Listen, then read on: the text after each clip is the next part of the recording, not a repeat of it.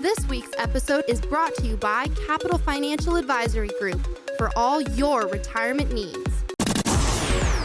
Broadcasting from coast to coast, it's the Financial Safari with your host, Coach Pete D'Arruda. You'll hear from some of the nation's top financial professionals. So stick around and find out how to make it through the jungle of the financial world, right here on the Financial Safari. Welcome once again to Financial Safari, talking retirement and everything that you need to know about retirement. There's a lot to retirement these days. I'm Dave Perkins, of course, always talking with the team, Coach Pete and the team at Capital Financial. Greg Berry and his Coach Pete's local trusted advisor. I will say you're going to want to stay with us, Greg, because you have big news. This is a big deal. This is a big deal. About Medicare. Medicare. Part Oh, D. yeah.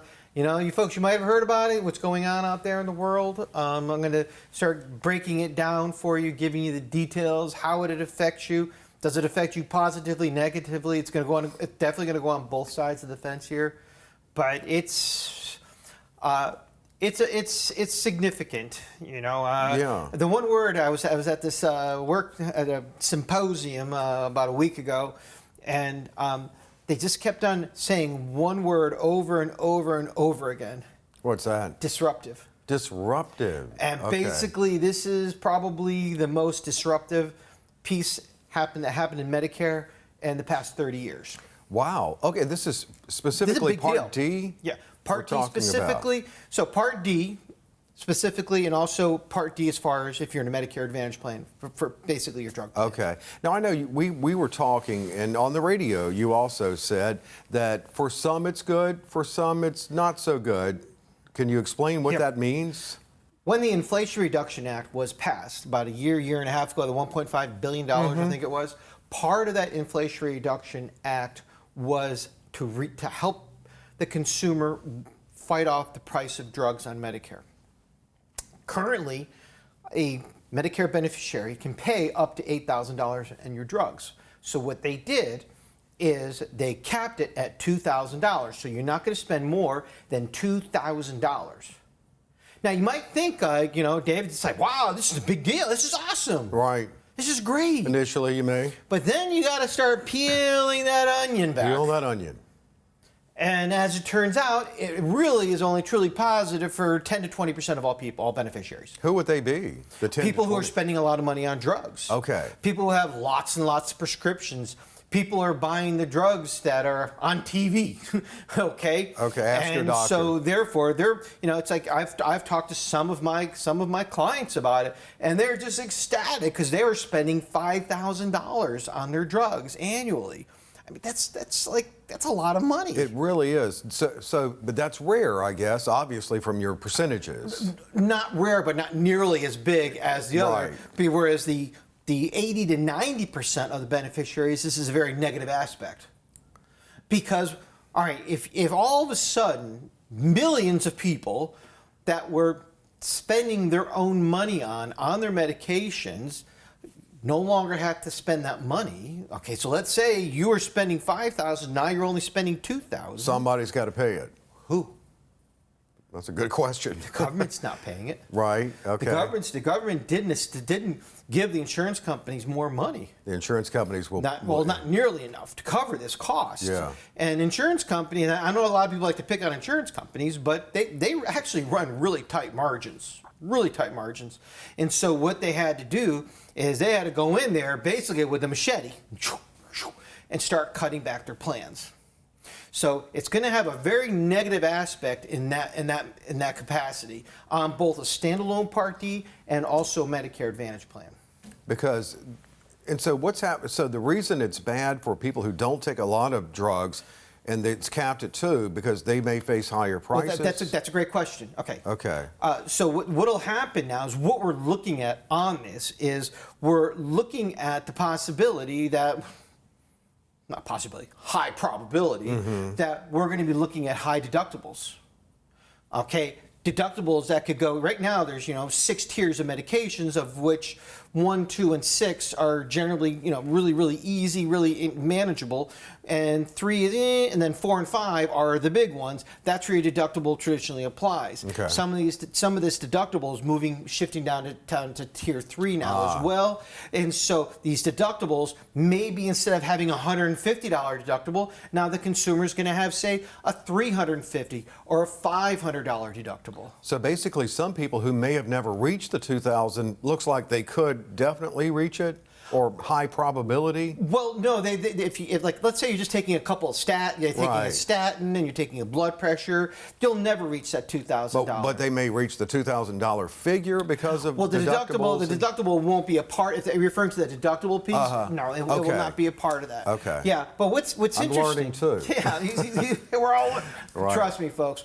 We're all learning right now. I tell you now, I've been going to these meetings, these webinars, and it's a bummer. It's like these companies are just, they don't know what to do. One company didn't even show. We had a meeting of 300 people, 300 advisors there, and they said, no, we can't do anything right now with you guys. And another company just had nothing to say. It's just because they're still trying to digest everything. It's like walking around in a dark room with everybody's looking for that light switch. Right. But the fact of the matter is it's going to cost 80 to 90% of all beneficiaries something. And so that's the thing is this is just on that one little piece. Oh, there's more. Look what the disruption. Oh, there's more to go. There's definitely more to go. Glad we have 2 segments here. Oh, this is actually really big. Do a lot of people know about this yet? People are starting to learn. What they're going to do is in about a week or so, they're going to get what's referred to as an ANOC, which is an annual notice of change, ANOC. The government loves their. They do love that. And all of a sudden, they're going to look and go, what?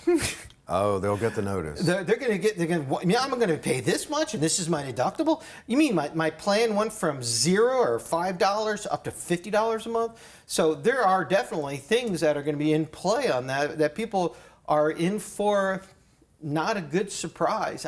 I think it's going to have a negative outcome for a lot of people. And it's just the whole thing is whenever you change the system, whenever you change something in the system, there's cause and effect, and effect. And so something of this magnitude really can have a really negative effect. And also it makes making the decisions that you need to make about Medicare maybe even a little more complicated? Without a doubt. Yeah. Or it might even simplify it too, because I'm finding, I could be wrong, but I'm finding in looking at the landscape, some of the smaller companies out there that exist, they're maybe a little more nimble instead of the big, gigantic nationwide corporations. Okay, so they have. I could be wrong. Yeah, it's so early right now, but from what I can see, talking to these smaller companies, they're not as worried. That's unusual because it's not normally the case, is it? But the behemoths, they're beside themselves. Wow. I do know this. Greg will find a way. One thing you do is let me find some opportunities here. You turn the prism. Turn the prism. Yeah, definitely. We have more on this. This is big, and you could be hearing about it first from Greg. As he said, notices will go out whether or not you've received yours. But one thing is for sure, you still need to make Medicare decisions if you're nearing Medicare eligibility age, and that's where Greg can come in to help make sure you make the best decisions for yourself. Call or text the number on your screen and stay with us for more Financial Safari.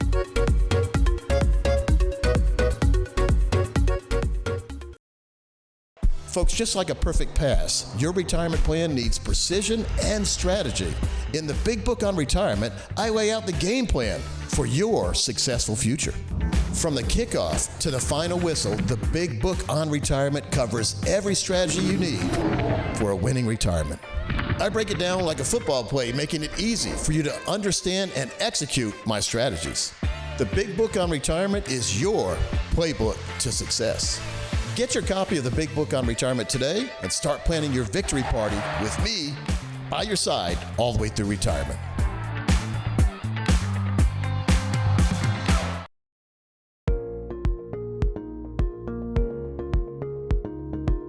Hey folks, Coach Pete here with Marty Hensley. We're joining you here from the Money Desk. Got a real special report on the financial red zone, how important it is to make sure you identify what it is. And every family's different, Marty, when we talk about the red zone. You want to give a quick definition to the folks what the red zone is? Basically, we talked about the financial red zone, how important that is to understand what that is. Typically, that's about 10 years or less to retirement. And then when you get in that financial red zone, your goals change, your objectives change. Your whole philosophy toward investing money needs to change and be, it needs to evolve where, when you're 10 years or less to retirement, your goals and objectives are much different than you were when you were in the accumulation phase back in your 30s and 40s. Yeah, we need to, number one, reduce financial risk as we get close to the red zone or in. And like I always say, once you're in the red zone, you're never out, but we can show you how to make sure you never have any problems in the red zone. Right. I mean, when we get close to a city, you're approaching the city limits, and you go around the city like this, you're never out of the city limits, but you're always circling it. Same with the red zone. So reducing risk, very important as we get close to that red zone, correct? That is a discussion we have with our viewers, our listeners almost every single day, is when you get in that financial red zone, a big conversation point is risk tolerance. Yeah. That risk tolerance has to be adjusted because as you're at or approaching retirement, you need to be more and more risk averse. And we're not. You get in retirement, and that's not the time to use the Las Vegas term, to roll the dice. That's not the time to do that. So one of the things we talk about at great length is reducing that risk and seeing and identifying what your risk tolerance is. And we want to have a plan that's hand in glove with whatever that risk tolerance that you tell us, where you're comfortable, and that's what's important. Well, today as we tape this webinar, this introduction to webinar, it is August 5th. 2024. And right when we came in the studio, the market, Dow was down 900 points. So how many calls have we got today from folks that are worried? None, right? Zero. Because our clients know that they are taken care of. We don't have all their money that they're going to need for retirement tied to risk. Matter of fact, most of the money we have for retirement is not tied to risk. It's in safe places that guarantee lifetime income. How important is that when we get close to the red zone to make sure we have an income plan or two or three that aren't tied to the stock market? I would be diminishing the fact if I said that's crucially important because it's not, we talk about sequencing of returns and how important that is. And so imagine last week, we've seen the last few days just been unbelievably volatile. Yep. What happens if you said, I'm going to retire this week and my first paycheck coming out of my retirement plan just happens to be on the day that the market's down 600 points? That's going to cause some animosity. Yeah, and the market's going to go up and down every single day the rest of our lives. Right. But the secret is not to depend on the market for your return and to make sure your retirement is safe because the market can go up and down all around. So get some money, isolate it, eliminate the market risk, and make sure you turn on that lifetime income switch. Now, one of the things when we talk about the red zone is managing our health care risks in the future, getting a long-term care policy, getting med-sup policies correctly. What would you tell people that are curious about the medical aspects of retirement? Yeah, any of our listeners, any of our viewers on all the different outlets that we use, I mean, those are exactly the financial part, investing the money, that certainly is probably the most important part. But we want to talk about some of those other things. We want to have a Social Security claiming strategy. We want to have that put together. We want to be sure your health insurance is in check. We're going to hold your hand when you get there in your mid-60s and getting signed up for Medicare, Part A, Part B. We want to be sure you're in the right plan there. We want to see if you have a long-term care policy. Is that one of the best policies that you can own? We want to look at your life insurance. Do I have a life insurance policy that makes sense for my situation? And when I'm in that retirement red zone, that life insurance may or may not be as big a deal as it was maybe back when I had a huge mortgage and I wanted my family taken care of in case something were to happen. Yeah, the financial red zone, big thing. Age-appropriate investing we talk about there too, making sure that we aren't at too much risk when we get in that financial red zone. Making arrangements. Now, I have the Little Green Book of Life. It's a bestseller. It's 100 pages, interactive book where we can write in some of our aspects of our life, where our safety deposit boxes are. If we have a life insurance policy, does that life insurance policy offer long-term care? Many times you might not even need a long-term care policy if you have the right life insurance policy. We're going to talk about that, how to make sure that you get the right coach for the time of your life you're in. We're going to do a webinar on this and many more topics, folks. And so we got the link on the screen to sign up for that webinar. Very informative. You're going to have a lot of take-home material too. And anyone who does attend the webinar, we're going to send a copy of my brand new book. It's 316 pages. the Big Book on Retirement. What are your opinions on that Big Book on Retirement? And I'd tell you, I've read it twice. I think it's a fantastic tool for folks that are at or approaching that financial red zone. And even more important to that, I think it'd be important to read it even if you're not in the zone, so to speak, before as you're approaching retirement, maybe 15 years out from retirement. Right. So the financial red zone, folks, it's something to address. We're all going to be there. It's better than the alternative of not living that long. But if you're within retirement, you're in that financial red zone. If you're in retirement, you're in that financial red zone. If you're 50 or older, you really need to check out this webinar. There's the link on your screen. We'll see you over there on the webinar. Marty Hensley, Coach Pete, see you next time.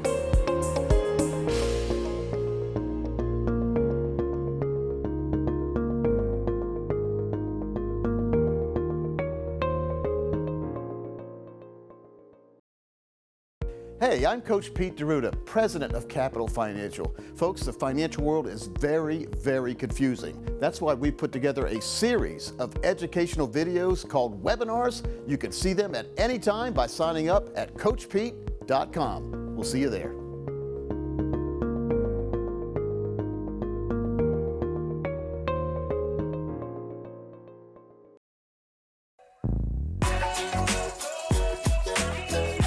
Having that rebalancing is very, very important. I know I overuse that word crucial, but it is crucially important. And so what we want to do is be sure we want to find a way that we want to enhance long-term returns. How do we do that? And a big part of that is that whole idea of the rebalancing, to be sure that my investments are invested commensurate with my age.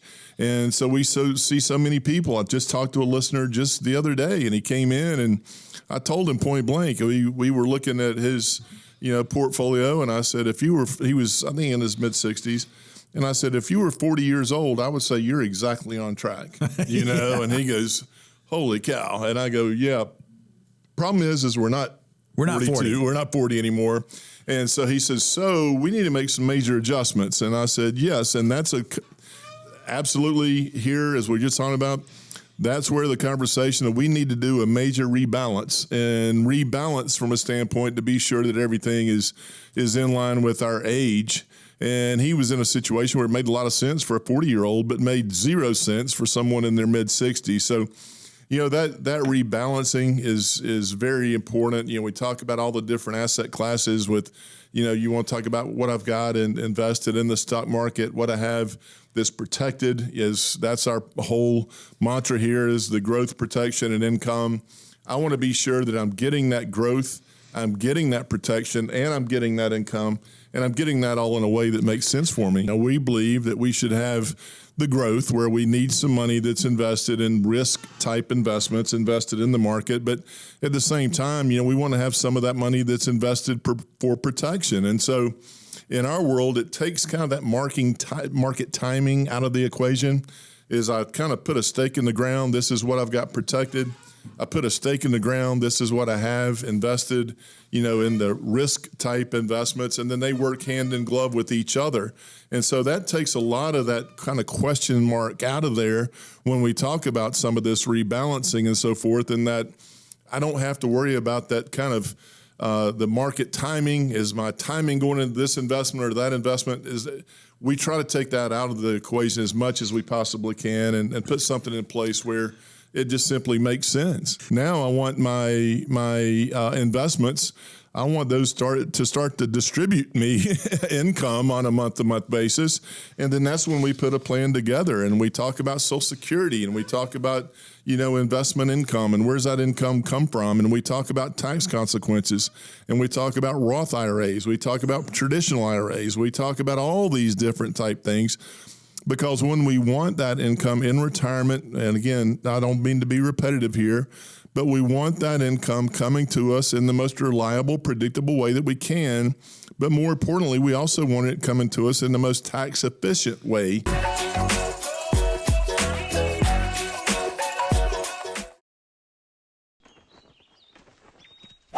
Do you hear that? That's me enjoying my retirement. Traveling around the world to play golf, where I want, when I want, with whomever I want. Even got some customized clubs. Because years ago, I rolled over my IRA with the help of a local trusted advisor. Contact us to get started today. This is a no-cost, no-obligation retirement review to help educate and enlighten.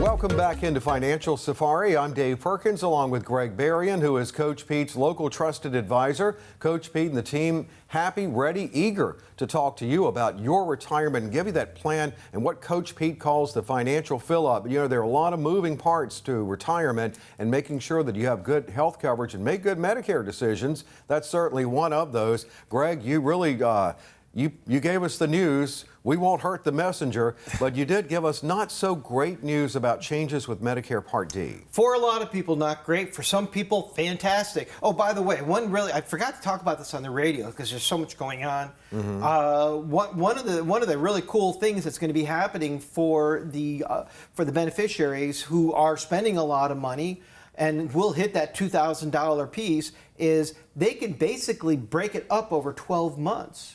So they're looking at the ability to, so instead of, because sometimes your medications go up and they go down, depending on what month you're in. Here, like if it's $2,000, we'll say you're going to be spending $165 a month coming out every single month for you, and that way it's consistent, it helps you on your budgeting. So that's a really, really good piece of this puzzle. It's kind of like your electric bill. You don't get, like in the summertime when the AC is running, right. It's like, but in the wintertime it gets smaller. This is what we're doing on that. They're doing on that as well. So that's a really positive piece.